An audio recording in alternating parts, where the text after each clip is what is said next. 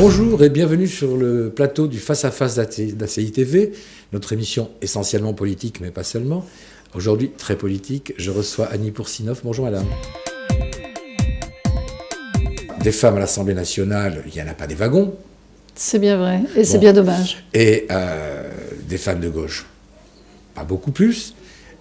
Élues des Yvelines, alors là, vous êtes en terre de mission.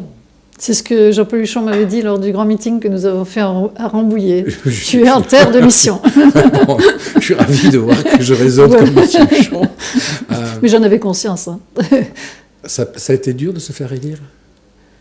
Oui. Oui.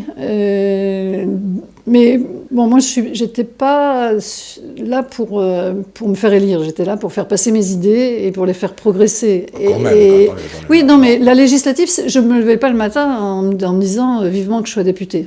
Le conseil régional, ça m'allait très bien. Ouais. J'étais vraiment très à l'aise dans ce conseil régional où j'étais reconnue pour les idées que je défendais. Je faisais avancer vraiment des politiques publiques et ça me passionnait beaucoup. Ouais. Devenir députée dans une minorité avec Sarkozy, le gouvernement sarkozyste en face, c'était pas le truc qui m'emballait. Mais voilà, moi je suis aussi quelqu'un de conviction. Ouais. Et il me semble qu'à toutes ces élections, petites ou grandes, que ce soit une cantonale, une élection régionale ou la députation, étant donné mon ancienneté à défendre mes idées sur ce territoire, les différentes luttes que j'y avais menées, c'était pour moi un devoir d'y aller. Les Verts soutenaient ma candidature, bien sûr, mais pas en n'imaginant pas qu'un jour je serais députée. Franchement, je ne pensais pas qu'un jour on aurait cette opportunité d'avoir ce poste. Mais donc... la preuve, c'est qu'on peut ne pas rêver de ça, et puis quand même... J'allais vous dire, vous y pensez pas en vous rasant le matin, comme ça. Non, mais je ne me rase pas, mais même en me coiffant, j'avais vraiment pas cette idée. Moi, un mandat qui m'aurait vraiment intéressé, c'était député européen.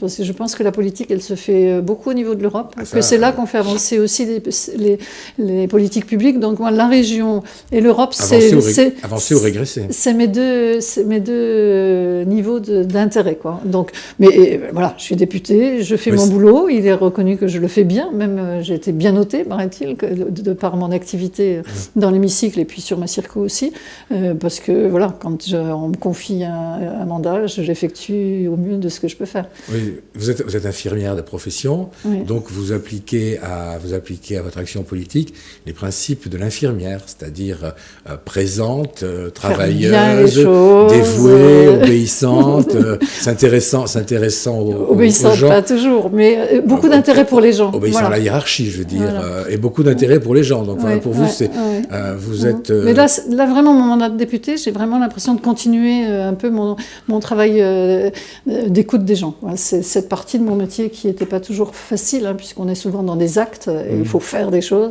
Et alors que vraiment ma conviction, c'était qu'on soigne une grosse partie des problèmes des gens les écoutant. Et donc ça, je le faisais quand j'étais infirmière, et je continue à le faire en tant que députée.